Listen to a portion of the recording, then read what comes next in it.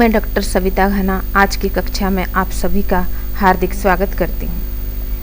आज हम वाक्य और वाक्य के प्रकार के बारे में जानेंगे।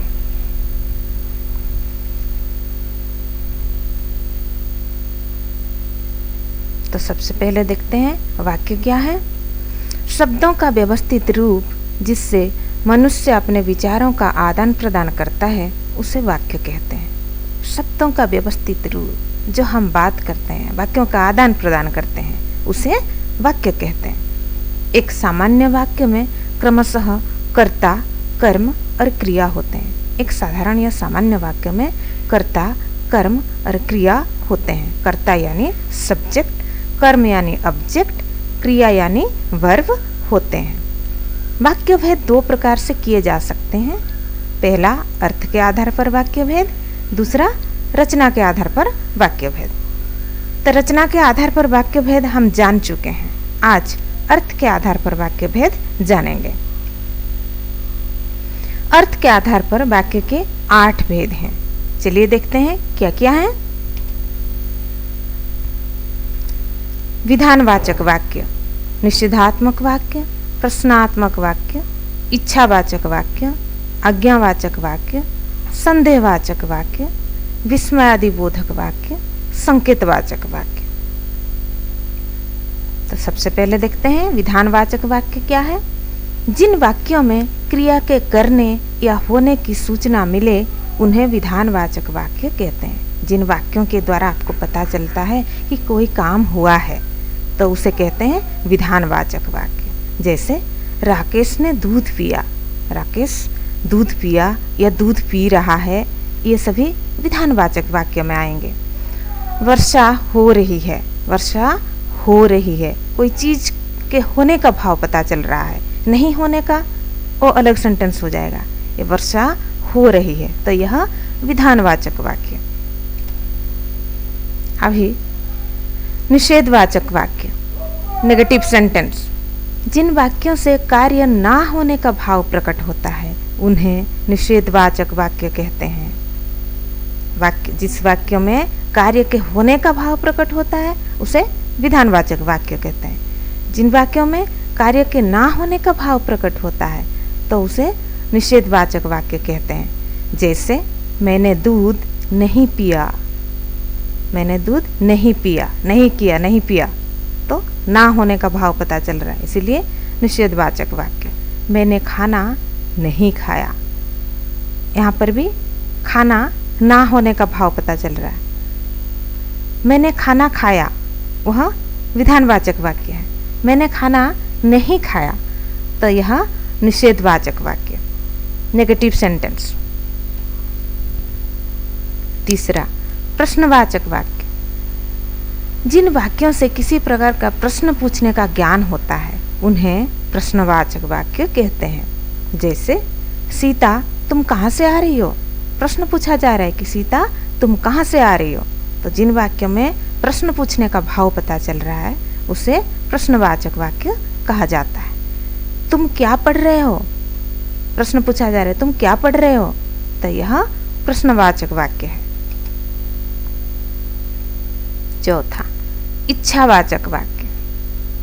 जाहिर सी बात है, पता चल रहा है कि जिन वाक्यों में इच्छा का भाव प्रकट हो, इच्छावाचक वाक्य। जिन वाक्यों से इच्छा, आशीष, शुभकामना आदि का ज्ञान होता है उन्हें इच्छावाचक वाक्य कहते हैं। जैसे तुम्हारा कल्याण हो, ये आशीष है या मेरी इच्छा है कि तुम्हारा कल्याण हो।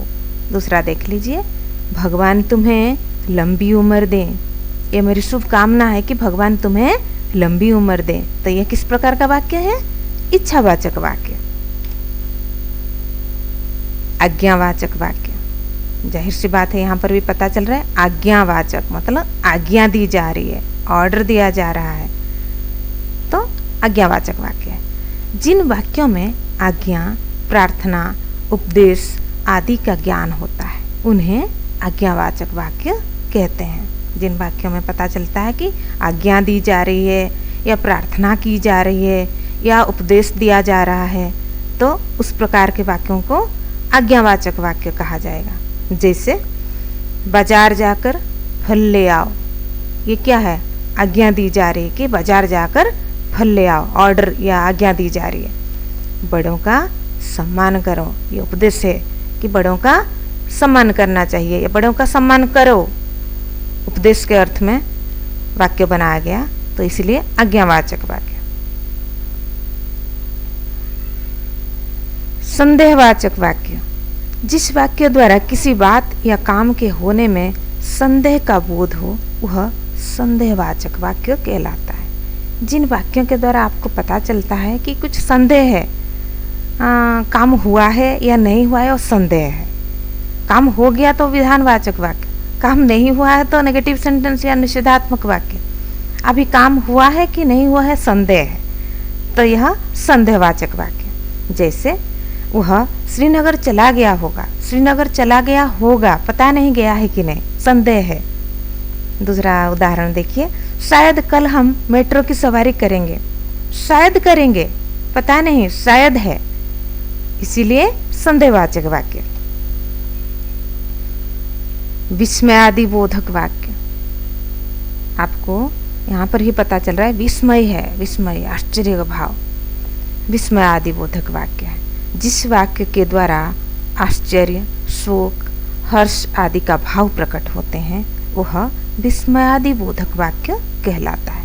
जिस वाक्य के द्वारा आपको आश्चर्य का भाव प्रकट हो रहा है, शोक का भाव प्रकट हो रहा है, हर्ष का भाव प्रकट हो रहा है, तो वह विस्मयादिबोधक वाक्य कहा जाएगा।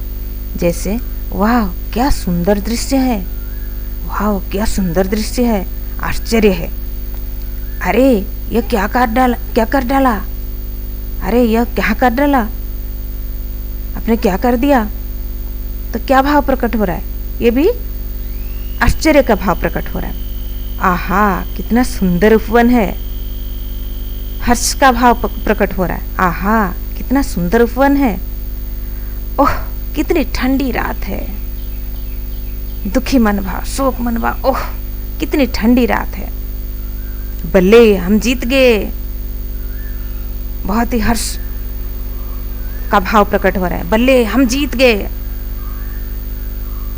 तो समझ में आया, विस्मय का भाव, कोई आश्चर्य का भाव, शोक का भाव, बहुत ही खुशी का भाव प्रकट हो रहा, तो उसको कहते हैं विस्मयादिबोधक वाक्य।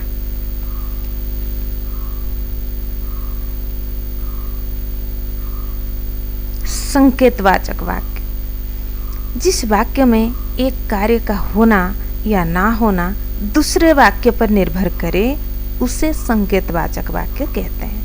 दूसरे वाक्य यानी वहीं पर ही है, दो वाक्य वहाँ पर जुड़ा गया है, तो एक वाक्य का होना या ना होना दूसरे वाक्य पर डिपेंड कर रहा है, निर्भर कर रहा है, तो उसे संकेतवाचक वाक्य कहते हैं। जैसे यदि तुम जाओगे तो मैं भी चलूँगा, कहा जा रहा है अगर तुम जाओगे तो मैं भी चलूँगा। देखिए यदि तुम जाओगे ये एक वाक्य है, तो मैं भी चलूँगा, तो मैं भी चलूँगा पहला वाक्य यदि तुम जाओगे के ऊपर निर्भर है, तो एक वाक्य दूसरे वाक्य पर निर्भर करता है। ये रचना के आधार पर वाक्य के भेद करेंगे तो ये मिश्र वाक्य में आ जाएगा। समझ में आया, यहाँ पर संकेतवाचक हो रहा है, यदि तुम जाओगे तो मैं भी चलूँगा। एक वाक्य दूसरे वाक्य के ऊपर निर्भर कर रहा है या संकेत कर रहा है। संकेत यानी इंडिकेट कर रहा है कि यदि तुम जाओगे तो मैं चलूँगा। दूसरा उदाहरण देखिए, मन लगाकर पढ़ोगे तभी अंक ला पाओगे। मन लगाकर पढ़ोगे ये एक वाक्य है, तभी अंक ला पाओगे ये दूसरा वाक्य है। तो एक वाक्य दूसरे वाक्य के ऊपर डिपेंड, मन लगाकर पढ़ोगे तभी अंक ला पाओगे, ये तभी अंक ला पाओगे वाक्य जो है मन लगाकर पढ़ोगे के ऊपर डिपेंड कर रहा है। समझ में आया। तीसरा उदाहरण देखिए, अगर हम थोड़ा और तेज चलते तब बस नहीं छूटती। अगर हम थोड़ा और तेज चलते, ये एक वाक्य है। बस नहीं छूटती, ये एक वाक्य है। तो एक वाक्य दूसरे वाक्य के ऊपर निर्भर कर रहा है या संकेत कर रहा है कि अगर हम थोड़ा और तेज चलते तो बस नहीं छूटती। समझ में आया। चलिए